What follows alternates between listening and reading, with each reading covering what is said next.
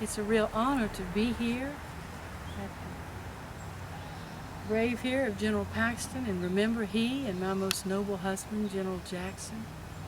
Men who in life and in death honored the Lord. Men who saw a kingdom beyond here, even in Virginia, and labored and fought for hearth and home. Men who believed that they were wielding the sword of the Lord in a holy battle. And these men considered it a sacred trust to defend their faith and their freedom for the coming generations. My husband, Mr. Paxton, they gave their strength, their honor, their lives for this great land. And they acted as men from principle. Now, my husband, of course, entered the service of the Army of the Confederacy as a born-again Christian, having given his life to the Lord, and having prayed with me, his dear Esposita, that morning before he left to go to Virginia Military Institute to assume his role there. General Paxton, however, went in as a profane man, but under the influence of the godly chaplains and the revival meetings, and that fall before his death, came to give his heart and life to the Lord. And if you read his correspondence in an increasing degree in those letters that he wrote to his wife, he began to praise the God of heaven and providence and pray earnestly for his will, even to the point of the day before believing that it would be his last, and instructing one of his men to take his papers from his death, for he believed that tomorrow he would meet his Maker.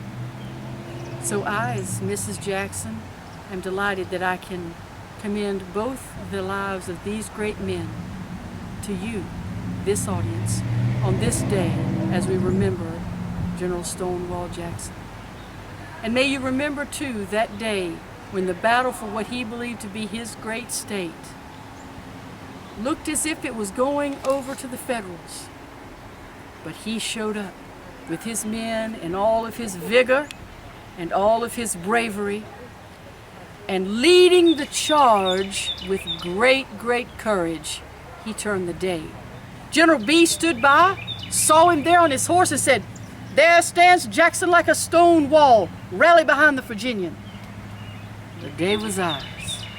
Oh, to those who are viewing this now, there's a great war for the soul of this nation between two forces, those who love the Lord God and those who do not. And may those of you who name his name take courage from General Jackson to press on. As he did in battle, with the bullets raining about his head, press on. And may you have his faith that when he was asked by one of his men, "General, how is it that you can be so calm with a rain of bullets about your head?" He said, "My religion teaches me I'm as safe in bed as I am on the battlefield. The time of my death is appointed. I do not concern myself with it. If all men believed thus, they could be equally brave." So you may take bravery and courage to serve the living God in these days in our nation's history, that we may have 1,000 Jacksons and Paxton leading the cause of truth and faith for this great land. God bless you for being here today. Yes. Yes.